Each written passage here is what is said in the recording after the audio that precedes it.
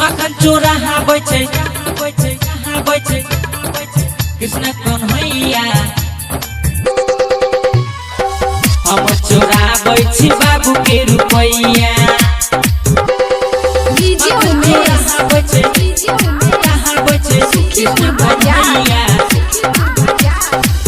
हम चोराबै छी बाबू के रुपैया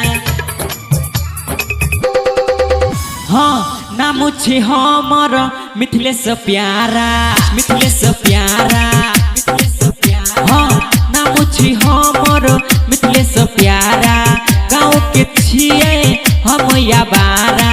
गुरु छे हमर कन्हैया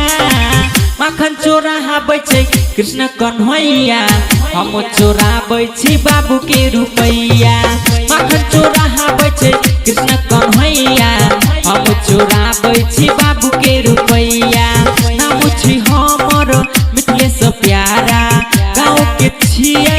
हम याबारा गुरु छे हमर कन्हैया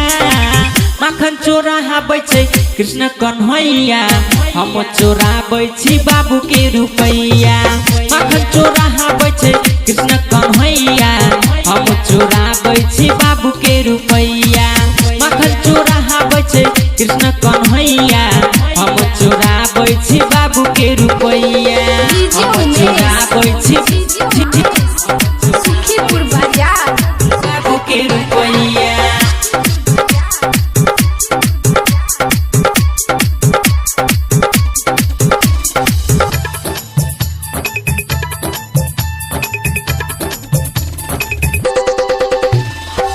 कान्हा खेलै छै गोकुल धाम में हम खेलै छी अपन गाम में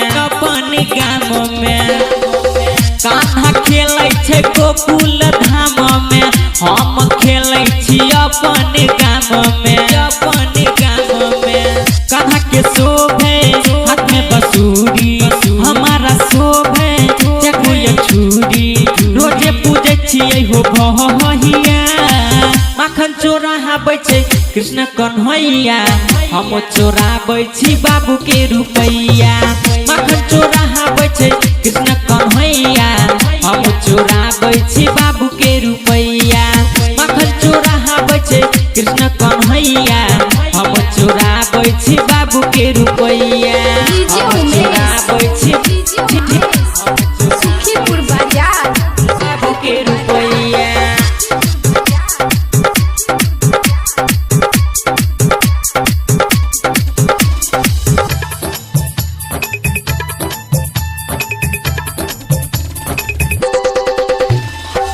कान्हा करै छै राधा से प्यार रे हम करै छी पैसा से प्यार रे